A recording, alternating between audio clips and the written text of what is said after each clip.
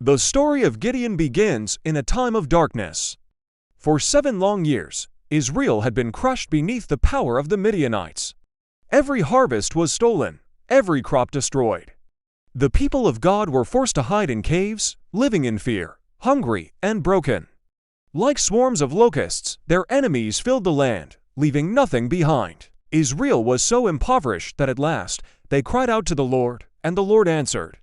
He reminded them through a prophet, "I brought you out of Egypt, I delivered you from your oppressors.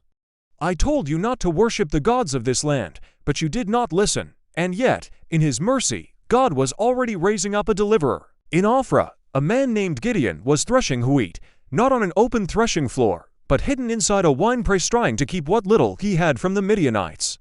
It was there that the angel of the Lord appeared and said, "The Lord is with you, mighty warrior, mighty warrior." Gideon looked around. Surely this couldn't be meant for him. He replied, "Pardon me, but if the Lord is with us, why has all this happened? Where are the miracles we heard about from our fathers? No, the Lord has abandoned us to Midian." But the Lord looked at Gideon and said, "Go in the strength you have, and save Israel. Am I not sending you?" Still uncertain, Gideon protested, "My clan is the weakest in Manasseh, and I am the least in my family." And the Lord answered, "I will be with you, and you will strike down all the Midianites." Can you imagine it? The weakest man from the weakest clan, chosen to deliver a nation. Isn't it just like God to use what the world calls insignificant to accomplish the impossible? Gideon, trembling, asked for a sign. He prepared a meal and placed it before the angel. And with a touch of the staff, fire leapt from the rock, consuming the offering. Suddenly, the angel was gone. Gideon cried out, realizing he had seen the angel of the Lord face to face. But the Lord spoke, "Peace, do not be afraid.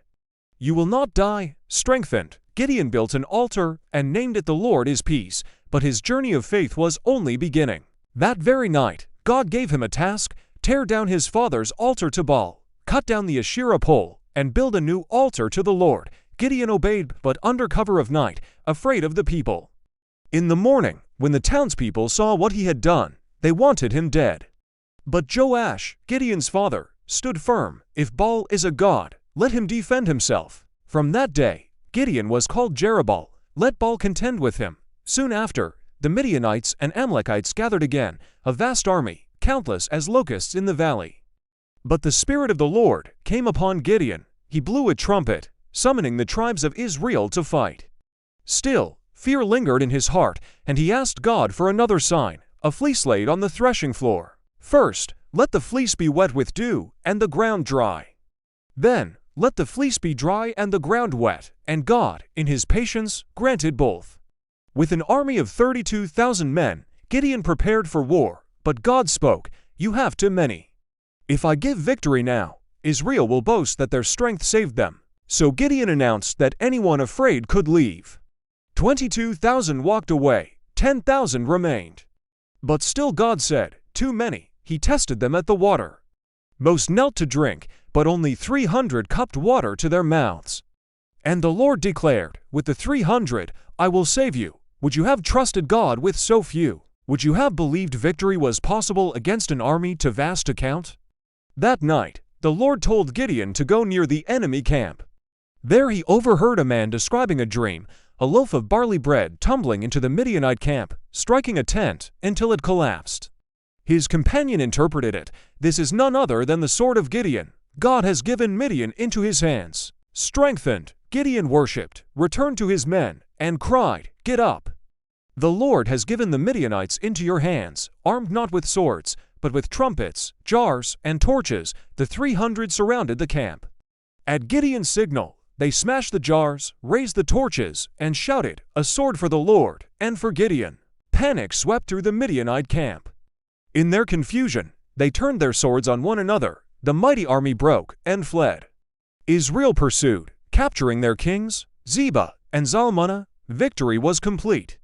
The Midianites, once countless as locusts, were utterly destroyed. When the people begged Gideon to rule over them, he refused. "I will not rule over you, nor will my son. The Lord will rule over you." And the land had peace for 40 years. The story of Gideon reminds us that God does not call the strongest, the bravest, or the most qualified. He calls the willing, He takes the least, and makes them mighty. And He proves that the battle belongs not to us, but to the Lord. So let me ask you, what Midianites are you facing today? What fears keep you threshing and hiding instead of standing in faith? Could it be that God is calling you mighty warrior when you least feel like one? Remember, God is not looking at your strength, but at His power working through you. If this story stirred your faith, don't keep it to yourself. Share this message, subscribe for more Bible stories, and let's spread the reminder that the victory always belongs to the Lord.